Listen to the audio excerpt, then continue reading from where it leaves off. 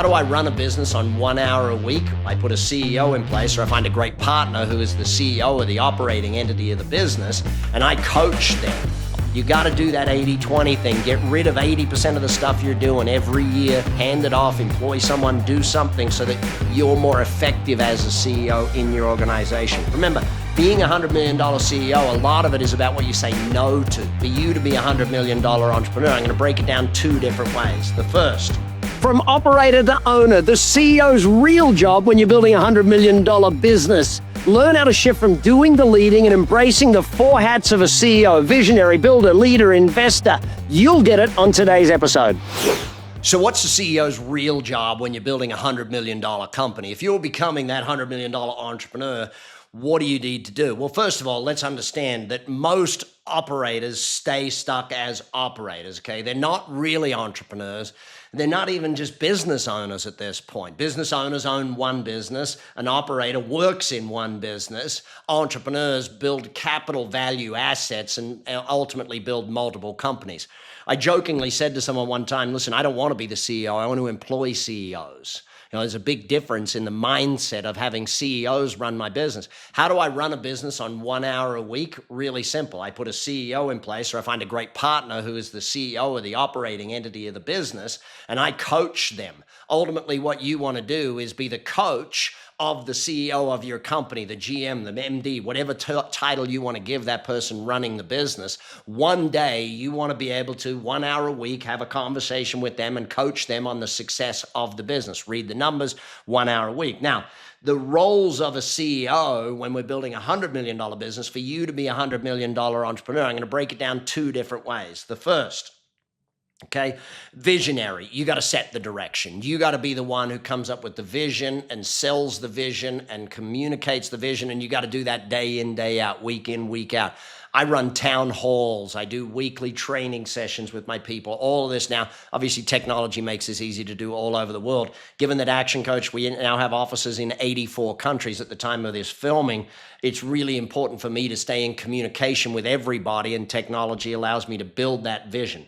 The second thing, I got to be a builder, okay? I got to scale the systems. I got to look at what systems need growing. Where do I need to, how do I build? What do I build? All those sorts of things. Bring in the right people to be able to make that happen, whether it's technology systems or day-to-day or even soft systems like scripting and even if it's systems like what I'm doing here with you today, creating knowledge base for you, creating a knowledge base for my team, for our customers at ActionCOACH, creating a knowledge base for the world on how you build a $100 million business. Here's me having done $2.5 billion in sales, $100 million a year we do easily these days. I sit back and say, as a $100 million entrepreneur, visionary is number one, builder is number two, leader is number three. I got to develop my people. My job is, as a leader, is to continuously keep developing my people. And mostly that's my executives, but as I travel the world, we just got back from Rio where I had my top 100 business coaches in the world, and I spend a week building my team, building them up, teaching, educating, growing, challenging them. The coaches need coaching sometimes is a big part of it. And fourth is that investor. How do I allocate capital? Raise capital, allocate capital. That's a big part of it, because when we're building a $100 million operation, we're going to need capital, and we're going to need to work out who do we raise it from, where do we raise it from, how do we do all that stuff so that we can keep growing and keep building the business. If you're growing at scale, it's very hard to bootstrap at scale. You're going to need capital to grow at that level. And so learning how to build capital is another aspect of something that we do. I'll make sure I do an episode on that at some stage here. So keep coming back so that I keep teaching you more and more things. So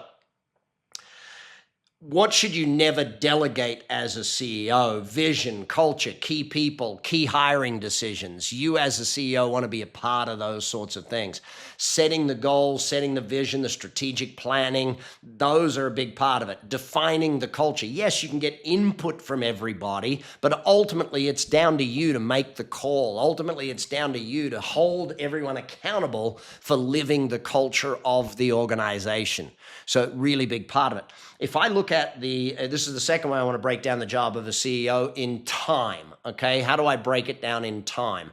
I believe as a CEO, I need to spend 25% of my time with my customers. So be out with the customers. I had a client of mine who's in the construction business, and he never went to job sites. And a big construction company. I'm like, dude, when do you go to a construction site? And I said, you've got to start going. So he started on it was basically every Tuesday, and then it became every Tuesday and Thursday. On the way to his office, he would go to a construction site and start seeing what's going on. And amazingly enough, what did he learn? Some of the dumb things that were happening and some of the great things that were happening out there in his company. Helped him become a much better leader. 25% of your time needs to be with the customers, whether it's new customers, making sales, existing customers, focus groups, whatever it needs to be. But you need to get in touch with the real consumer of your product or service and hear what they're saying, what they're thinking, what they're feeling, their experience of your business. The second way I allocate my time is team.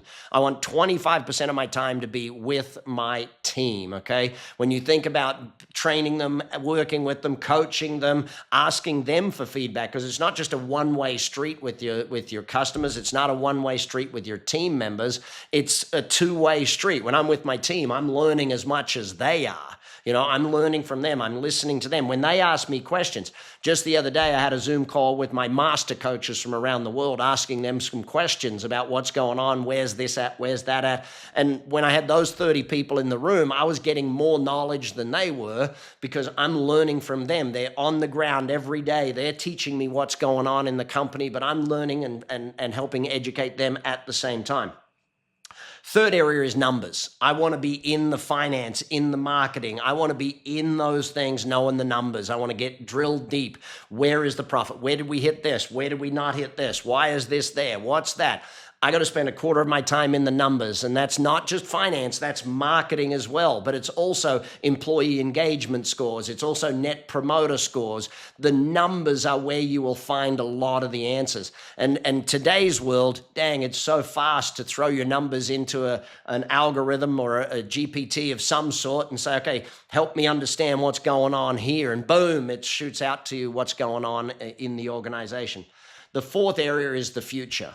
So I allocate 25% of my time to the future. Doing this is part of the future. Hiring people, recruiting people, being out there recruiting great coaches to join my team is part of my 25% of my time. Visioning, planning, strategic partnering. These are future direction things that are a big part of what I have to do as a CEO. Remember, being a $100 million CEO, a lot of it is about what you say no to.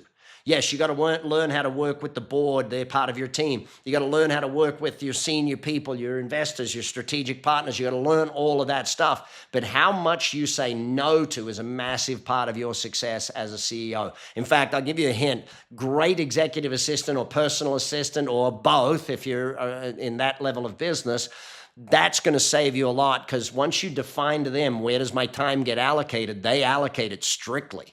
You know, I always have the perfect week defined, and my team, my assistant, she knows that's what gets in. None of the other stuff gets in. In fact, it gets to a point where at the end of the year, we literally sit down and define what 20% of the tasks last year will make it into next year type thing. 80% of the stuff I do every year cannot be done by me again the next year. It has to be either delegated, moved off, moved to someone else. But you got to do that 80-20 thing. Get rid of 80% of the stuff you're doing every year, cycle it out to someone else, teach it to someone else, hand it off, employ someone, do something so that you're more effective as a CEO in your organization. So if you don't ever delegate the vision, the culture, the key people decisions, those sorts of things, allocation of capital, those sorts of things where you've got to get your nose in there. The signs that you're still operating the business rather than owning the business, or that you're still that day-to-day person rather than, if you're experiencing any burnout, any micromanagement, if your family is saying, hey, we don't ever get to see you anymore, you know that you're not doing this right, okay? You know you're still operating. If you're working 80-hour weeks, then there's a problem. Okay, I remember Lee Iacocca, of all the things he said, there's one that I really take value out of, and that was that if you're not at home at 6 o'clock at night for dinner with your family, then you're probably not running the business properly. That's paraphrasing, of course. But ultimately, if you're still in the, if I don't do it, it won't get done, you've got to shift your mindset. You got to build people so they build it. Now, I know there's a cash thing and you've got to balance that up. You got to build more revenue so you can afford more people, or you got to raise more capital so you can afford more people. Either way, you've got to start building that mindset of eventually it's got to be not you running that aspect of it. So when I first transitioned, and the first time I retired sort of thing and allowed a CEO to run the business, I was lucky because I had just had my first daughter. She was just, and it took my time. It gave me something to do. It kept me away from the business type thing. In fact, I tried to do it when I was 26. I went and started playing golf and realized, no, this is not me. I'm a driven person. I have goals. I want to achieve things. And so having a business that could run without me didn't mean I could, let's just say, emotionally let go of the business. And eventually I had to learn how to let go and trust and allow my team to do it. So the second time I did it, it was much easier because I'd built the systems, delegated, trained the people type thing, and I had the measures in place. Ultimately, you've got to build a business that works without you. You got to become that person that can do that. So big thing I want you to do today, let's start a stop doing list. What are the things you've got to stop doing as the CEO so that you can go on to become a $100 million entrepreneur? Thanks for joining me on the $100 Million Podcast. If you've got value from today's episode, make sure you've subscribed and share this with all of your friends. Never miss a strategy that could change your business and your life. And remember, the fastest way to scale is to learn from those who've done it. That's what this show is all about. See you on the next episode.